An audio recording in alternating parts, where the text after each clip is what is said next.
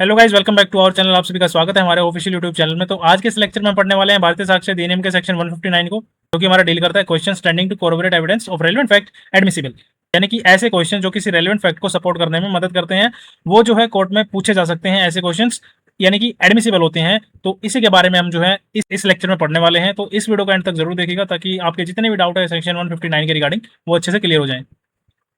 तो क्या कहता है भारतीय साक्ष्य अधिनियम का सेक्शन 159, आइए जान लेते हैं हम लोग बेरेट के थ्रू।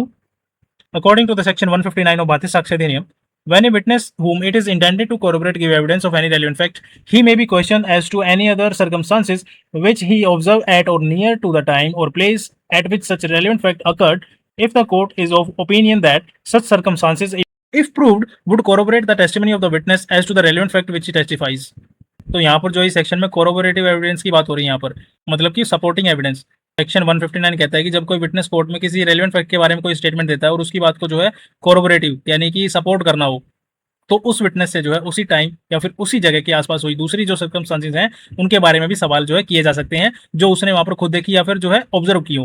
लेकिन ये जो क्वेश्चन है ना, वो तभी पूछे जा सकते हैं जब कोर्ट को लगे कि अगर ये सर्कमस्टांसेस जो हैं वो प्रूव हो गए, तो विटनेस की दी हुई जो ओरिजिनल स्टेटमेंट है वो और भी मजबूत हो जाएगी। ठीक है, तो आइए अब हम जो है इसकी इलस्ट्रेशन को समझ लेते हैं। क्या कहती है इलस्ट्रेशन यहाँ पर? ए comprise gives an account of a robbery in which he took part. He described various incidents unconnected with the robbery which occurred on his way to and from the place where it was committed.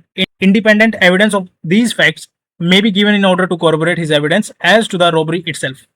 तो illustration यहाँ पर ये कह रही है कि ए जो है यहाँ पर वो ए कंप्लाइज था किसके साथ, यानी कि रॉबरी में जो है वो खुद भी शामिल था और कोर्ट में जो है विटनेस बनकर आता है और रॉबरी की पूरी कहानी बताता है। तो वो जो है यहाँ पर सिर्फ रॉबरी ही नहीं बताता, बल्कि ये भी बताता है कि रॉबरी वाली जगह पर जो जाते वक्त उसने रास्ते में क्या क्या देखा, क्या क्या हुआ था, और वापस आते वक्त क्या क्या इंसिडेंट्स जो वो हुए थे, ये सब भी बताता है। ये जो इंसिडेंट्स है ना, ये रॉबरी से डायरेक्टली जो है रिलेटेड नहीं है, लेकिन उसकी जर्नी के जो है वो दौरान हुए थे। ठीक है, ये सपोर्टिंग एविडेंस है एक टाइप से, यानी कि कोरोबोरेटिव एविडेंस है।